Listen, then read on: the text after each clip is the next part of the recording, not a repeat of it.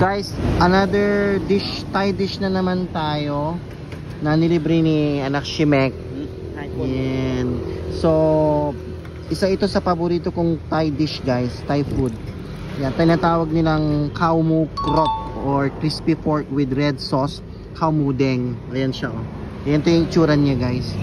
Yan, dito sa Thailand, ibang restaurant pag nagsiserve ng pagkain may mga ano sila oh, side vegetable, I don't know how to say. Yan, may kasamang ano, fresh chili, cucumber at saka itlog guys. Yan. So khao mu deng. Kaso nga lang crispy pork mu krop. Anak si kung yu alay ah? Khao mu deng. Khao mu deng. Ayan naman siya. Sponsor ni anak si Meg.